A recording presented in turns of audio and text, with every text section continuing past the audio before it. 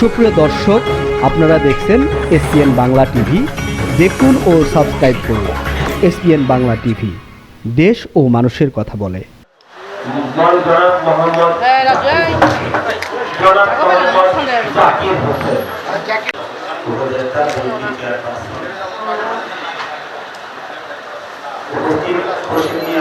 সদস্য বিএনপি জাতীয় নির্বাহী সভাপতি ঢাকা আইনজীবী সমিতি,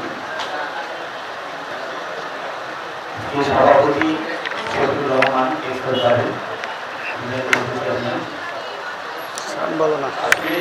আজকে এই বিষয়গুলো নিয়ে আমি আলোচনা করব।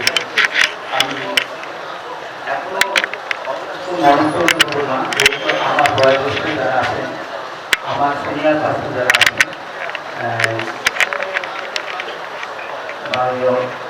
যারা দুর্বল আছেন কবি, তারা বক্তব্য রাখেন।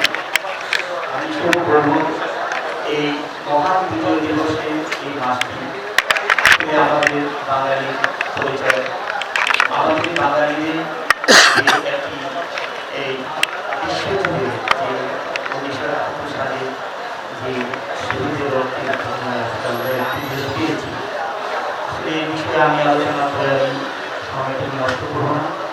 শুধু আমি শহীদের প্রতি শ্রদ্ধা জানাই। আর একদিকে চলছে আন্তর্জাতিক মানবাধিকার দিবস মাস। আসলে মানবাধিকার যদি আমি এখন দু একটি কথা বলতে চাচ্ছি না, সময়ের কারণে আমি বলবো না।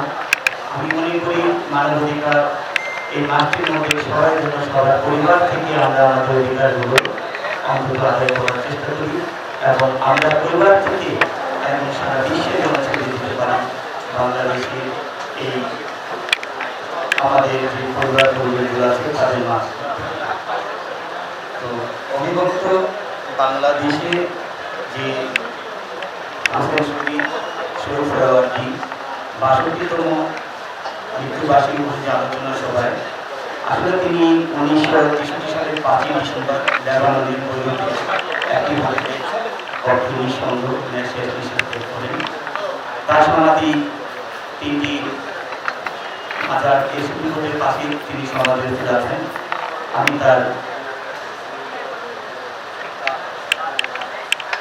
রোগের মাধ্যমে কামনা করছি। আর একটা কথা বলতে চাচ্ছি যে আসলে যে বিবিএন নিউজ যে এত সুন্দর একটি অনুষ্ঠানের আয়োজন করেছেন, আসলে আমি তাদেরকে আন্তরিকভাবে ধন্যবাদ জানাই যে এই যে একটি প্রচারণা আর এই যে একটা উদ্যোগ, আজকে আমাদের বাংলার যে যে আলোচনা সভা মাহফিল আয়োজন করেছেন, এই বিষয়গুলি আসলে একটু খুব কমই দেখা যায় বিভিন্ন সংবাদ গণমাধ্যমের মাঝে, এগুলো খুব কম অনুষ্ঠান আয়োজন করে। আমি যদিও এই পত্রিকার সাথে জড়িত আছি, তবুও এই 35 বছর এই ঢাকার ভিতরে আমার সাংবাদিকতার দায়িত্ব আছে। তো বিশেষ করে পার্লামেন্টের মধ্যে আমাকে, বিশেষ করে আমি পার্লামেন্টে দীর্ঘ 20 বছর যাব, বিভিন্ন দলের যখন আপনার যে সংসদ দিয়েছে, আমি তাদের সাথে এমপি মন্ত্রীর মধ্যে কাজ করেছি, তাদের সংবাদগুলোর চেষ্টা করেছি আমি সঠিকভাবে আপনাকে তুলে ধরতে। আর প্রতিটি সরকারি আসলে আমরা সাংবাদিকরা যদি একটুখানি অন্য কিছু দেখি তাহলে হয়ে যায় এগুলো নিয়ে আমি অনেক কিছু। তো আমি আর এগুলো বলবো না। এখন সামনে আমরা একটি দেশের সুন্দর একটা শান্তিময় একটা নির্বাচন হবে, এই বিষয়গুলো নিয়ে আমরা সবাই তাকিয়ে আছি কীভাবে দেশে একটি সুন্দর নির্বাচন হবে, এবং এই নির্বাচনের মধ্য দিয়ে পার্লামেন্ট গঠন হবে। পার্লামেন্টের মাধ্যমে সবাই যার দাবি দেওয়া উচিত, কারণ ওখানে তারা তাদের দাবি আদায় করবে। তো এখন আমরা বিশেষ করে এই অন্তর্বর্তী সরকারের যে মুহূর্তগুলো পার করছি, অনেক কঠিন সময় পার করছি। প্রত্যেকটা দিন সরকারের মধ্যেই দেখা যাচ্ছে যে কোনো না কোনো মায়ের সন্তান নেই, কোনো না কোনো ভাইয়ের বোন নেই, কোনো না কোনো বোনের ভাই নেই, এইভাবে চলছে প্রতিদিন হত্যা খুন। এটা আজকে নতুন নয়, দীর্ঘদিন ধরে আমাদের দেশের মধ্যে এগুলো হয়ে যাচ্ছে। আসলে আমরা যখন এইটি বিশেষ করে আমরা কেউ না কেউ একটা উদ্দেশ্য করে আমরা রাজনীতিতে আসি বা আমরা বিভিন্ন শ্রেণী পেশার সাথে জড়িত, আমাদের মধ্যে হিংসাটা একেবারেই আমাদের মাঠ থেকে ঘুরে যেতে হবে। হিংস্রতা নিয়ে আমরা কেউ কখনো একটি দেশের কল্যাণ হয়ে নিয়ে আসতে পারবো না। আমরা চাই আমাদের মধ্যে যেন সকলের একটা ঐক্যের মধ্যে আমাদের সব কিছু যেন গঠন করতে পারি। আর আমি ইব্রাহিম খলিল যেহেতু শুধু নারায়ণগঞ্জের সন্তান হিসেবে আমি এখানে না, আমি স্যারকে 7টা দেশে স্যার স্পিকার ভিসা নিয়ে আমি 7টা দেশে গিয়েছি। এগুলোর মধ্যে আমি যেটা দেখেছি একজন সংবাদকর্মী হিসেবে, আসলে আমাদের দেশের মধ্যে যে রাজনৈতিক যে একটা হিংসতা অন্যান্য দেশের চেয়ে অনেকটা বাড়তি।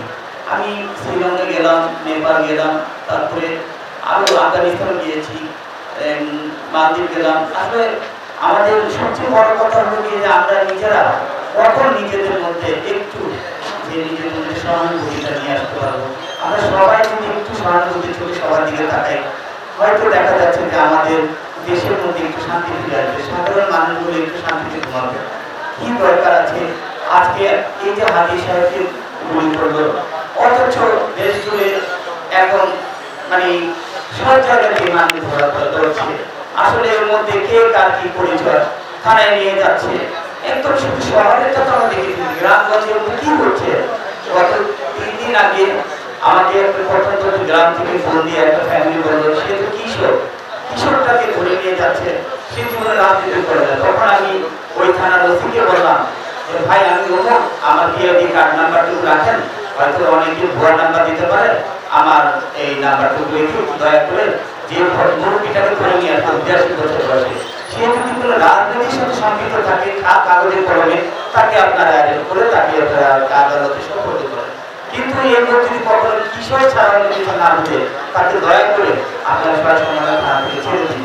আসলে আমি পার্টিগত তাকে রাজনৈতিক ভাবে কারোর প্রতি আমি কোনো সূত্রের কথা বলছি না, আমাদের সাধারণ মানুষগুলো নিয়ে, সাধারণ মানুষের যে অবস্থানগুলো নিয়ে একটু কথা তুলে ধরতে চেয়েছিলাম। আমি আমার সংক্ষিপ্ত বক্তব্য এখানে শেষ করছি। আসসালামু আলাইকুম।